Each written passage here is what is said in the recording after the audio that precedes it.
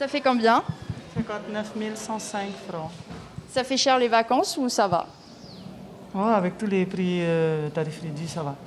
Sans réduction, les vacances auraient coûté plus de 80 000 francs. Des tarifs trop élevés, ils sont nombreux à le penser. Au niveau du tarif des billets d'avion? Cher. Il faut revoir les prix des îles Tuamotu. Vous allez sur quelle île? Kauai. Kauai. C'est pas moi. Alors, comment c'est le prix? C'est cher? C'est pas cher? C'est cher, c'est trop cher. Il a combien votre billet d'avion? 31 000. C'est cher pour vous? Oui, c'est cher pour nous. D'accord. Pour un aller-retour. Vous pensez que la compagnie peut encore faire des efforts? Ils peuvent faire des efforts, mais avoir à des prix différents, on va dire, pour les résidents et pour les étrangers. Alors la politique tarifaire d'Air Tahiti serait-elle abusive?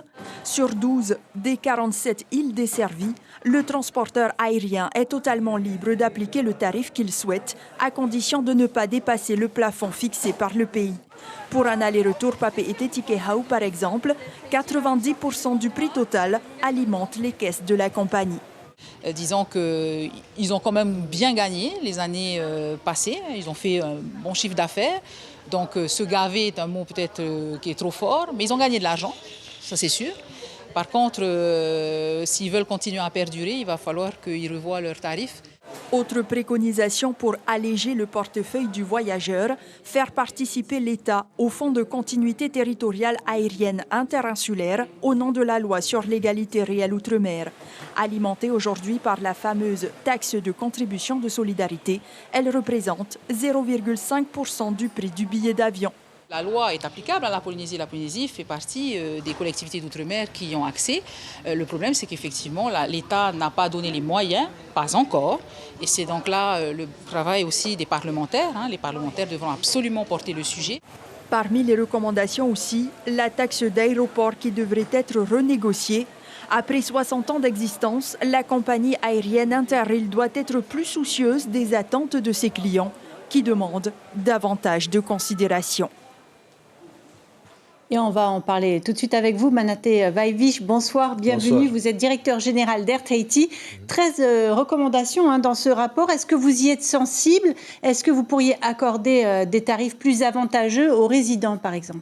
Oui, alors il faut comprendre que nous avons travaillé dans un environnement très particulier ces dernières années, dans la mesure où nous avions énormément de lignes déficitaires, faut-il le rappeler. Sur les 47 îles que nous desservons, il y en a à peu près une quarantaine sur lesquelles Air Tahiti perdait de l'argent compte tenu de l'éloignement, de la faiblesse des trafics, et que donc il y avait quelques lignes rentables. Bon, depuis, vous avez été aidé par le pays. Nous avons demandé depuis longtemps au pays de, quelque part, un petit peu de venir en soutien de ces déficits. Et le pays a fini par nous entendre à l'aune de ce qui s'est passé avec le Covid.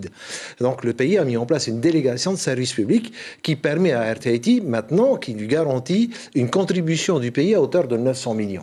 Donc ce qui va se passer maintenant, c'est qu'effectivement Air Tahiti sera en mesure, dans ces conditions, de restituer une partie de cette contribution apportée par le pays en direction de nos clients, en direction de nos passagers. Vous pourriez évaluer une baisse Ce sera une baisse qui sera... De combien de pourcents? C'est difficile de parler de manière générale parce que vous savez que les compagnies aériennes appliquent une politique tarifaire très complexe et très compliquée. Mais du coup, il y a des disparités aussi selon les archipels. Absolument, mais vous allez acheter un billet sur Los Angeles, par exemple, dans n'importe quelle compagnie qui va à Los Angeles, vous avez 4, 5, 6, 7 tarifs différents. Alors de quoi on parle? Du plein pot? Le plein pot, très peu de gens le payent. Il faut savoir que notre clientèle résidente a plus de 50% ne payent pas le plein tarif. Notre clientèle bénéficie déjà de tarifs réduits. Mais nous allons encore faire des efforts à ce niveau-là. Oui, parce que vous couvrez une zone de libre concurrence et donc une zone de désenclavement. Dans cette zone, les sièges proposés au tarif bleu sont rares. Vous pourriez ouvrir plus largement cette classe de réservation, par exemple? Oui, c'est bien ce que nous avons l'intention de faire, c'est-à-dire rendre en fait les tarifs réduits encore plus accessibles qu'ils ne le sont aujourd'hui grâce à la contribution apportée par le pays. Bon, il faut savoir que la compagnie a quand même traversé 2 années de crise sanitaire qui l'ont un peu mise à genoux. Nous avons perdu sur ces 2 années 3 milliards de francs. Il faut le savoir, nous avons continué d'assurer le service, c'est vrai avec une aide du pays, mais voilà, le contexte est en train de changer avec la mise en place de cette délégation de service public qui va nous permettre effectivement d'être plus offensif au niveau des tarifs. Autre recommandation, augmenter la franchise bagage, accorder 15 kilos au lieu de 10. Certaines destinations le permettraient comme Raiatea. Est-ce que vous allez y réfléchir? Ça fait partie des solutions que nous sommes... Vous prenez en compte ces recommandations? Mais absolument, absolument. On l'a annoncé hier soir, la société Natileva et sa compagnie Air Moana veut s'implanter. Elle compte desservir 21 destinations à partir du mois d'avril. Comment est-ce que vous appréhendez cette concurrence qui s'annonce?